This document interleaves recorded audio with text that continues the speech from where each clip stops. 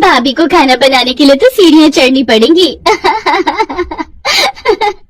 पल्लवी अनुपमा का मजाक उड़ाने लगी। असल में अनुपमा बॉनी है और इस घर में उसकी नई नई शादी हुई है। 5 साल की उम्र के बाद से अनुपमा की हाइट नहीं बढ़ी। उसे लेकर उसके माता पिता बहुत परेशान थे। पता नहीं शादी कैसे होगी इसकी। इसे कुछ सिखाओ, वैसे ही ये बॉनी है, कुछ तो खूबी होनी चाहिए इसमें।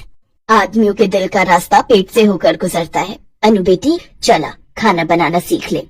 तब से अनुपमा खाना बनाना सीखने लगी और समय के साथ साथ वो खाना बनाने में माहिर हो गई। उसके हाथ का खाना खाकर हर कोई उंगली चाटने लगा। वाह अनु बेटी, कितना अच्छा खाना बनाती है तू। देखना तेरी शादी किसी अच्छे घर में होगी। और अनुपमा बड़ी हो गई। उसके लिए बहुत मुश्किल से रिश्ता आया। लड़का भी बौना था, इसलिए लड़के वाले अनुपमा को घर की बहू बनाने के लिए राजी हो गए। लड़के का नाम राजेश था। राजेश से अनुपमा की शादी हो गई। अनुपमा के माता पिता गरीब थे। उनके पास मिट्टी का चूल्हा था, इसीलिए अनुपमा को खाना बनाने में तकलीफ नहीं होती थी। लेकिन ससुराल आकर अनुपमा ने देखा कि ये तो मॉडर्न रसोई है। उसका हाथ गैस के चूल्हे पर पहुंच ही नहीं रहा है। ये देखकर उसकी ननद हंसने लगी। बॉनी भाभी, लगता है आप खाना नहीं बना पाओगी।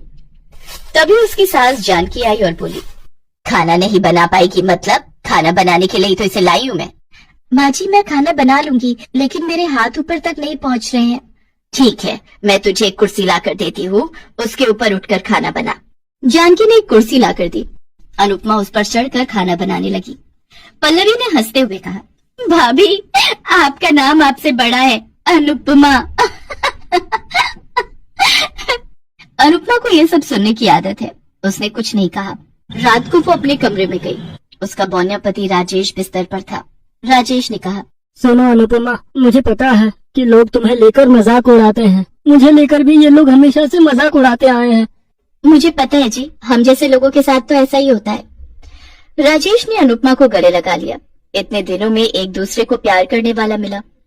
अगले दिन अनुपमा ने नाश्ते में डोसा बनाया। ये लीजिए माँ जी, मैंने आप सबके लिए डोसा बनाया है। अनुपमा की जेठानी सुमित्रा तभी नींद से उठकर आई। आओ आओ बड़ी भाभी, डोसा खा लो। डोसा? मैं ये सब नहीं खाती, मेरे लिए फ्रेंच टोस्ट बना कर ला।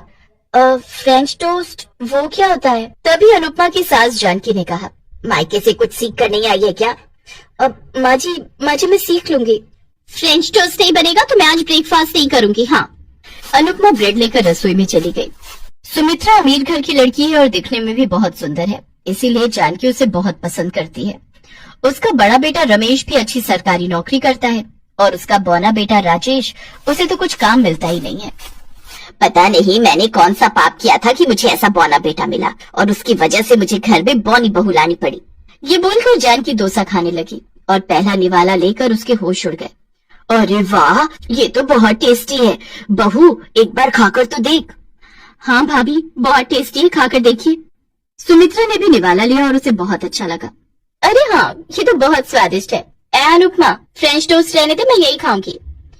ये सुनकर अनुपमा मुस्कुराने लगी। राजेश ने कहा, अनुपमा, तुम्हारे हाथ में जादू है, रसोई में घुसते ही तुम कमाल कर देती हो। इसके बाद से सुमित्रा अनुपमा को बहुत परेशान करने लगी।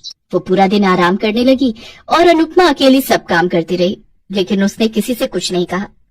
एक दिन जानकी का बड़ा बेटा रमेश आया और बोला, माँ, मुझे नौकरी से निकाल दिया है, मैं बिजनेस करना चाहता हूँ, मुझे जमीन जायदाद का हिस्सा अभी चाहिए। रमेश के मन में पाप था।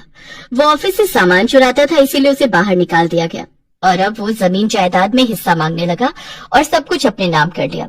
इस बात से राजेश गुस्सा हो गया। भैया, आपने जो हिस्सा लिया है वो मेरा है, मुझे उसकी जरूरत है। अच्छा, अब जबान लड़ाने लगा है? ये क्या तेरी बीवी सिखा रही है तुझे? रमेश ने राजेश को एक फूटी कौड़ी नहीं दी और राजेश के साथ साथ अनुपमा को भी घर से निकाल दिया। जानकी ने कुछ नहीं कहा। इन दोनों से पीछा छूट जाए यही अच्छा है, इसे तो बचपन में कहीं फेंक देना चाहिए था। अनुपमा और राजेश बेघर हो गए। अब क्या करें अनुपमा, अब तो हम मर जाएंगे। नहीं नहीं, आपने ही तो कहा था कि मेरे हाथों में जादू है, मैं खाना बनाऊंगी। लेकिन कैसे? हमारे पास तो फूटी कौड़ी नहीं है।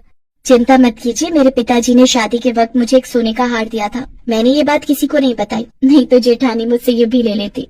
अरे वाह, तुम तो बहुत शातिर हो अनुपमा।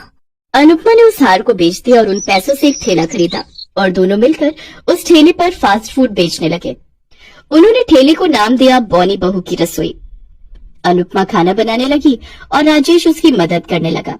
आइए आइए, स्पेशल बौनी बहू के हाथ का खाना खाइए। लोग आने भी लगे और खाने भी लगे और सभी को खाना अच्छा भी लगने लगा।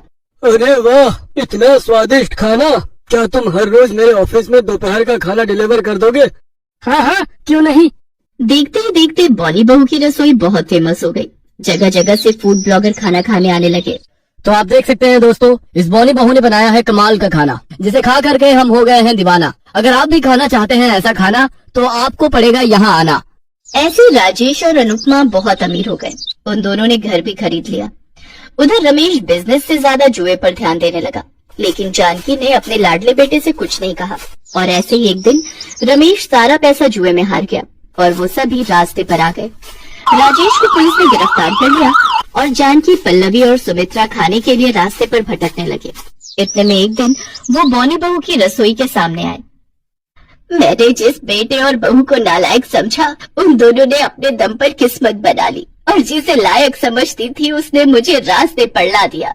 इतने में अनुपमा वहाँ आई और बोली, माँ जी आप लोग यहाँ क्यों खड़े हैं? आइए दुकान पर आइए, मैं खाना बनाकर खिलाती हूँ। अनुपमा ने तीनों को खाना खिलाया। तीनों ने अनुपमा से माफी मांग ली। अनुपमा ने कहा, कोई बात नहीं, गलती तो सबसे होती है। आप हमारे परिवार हैं, आज से हम सब एक साथ रहेंगे। तुम महान हो अनुपमा, तुम महान हो। हम सब तुम्हारी रसोई में काम करेंगे। इसके बाद सभी एक साथ रहने लगे। सभी एक साथ रसोई में काम करने लगे और ऐसे ही बॉनी बहू की रसोई बड़ी होती गई। बॉनी बहू ने दिखा दिया कि मेहनत का फल मीठा होता है।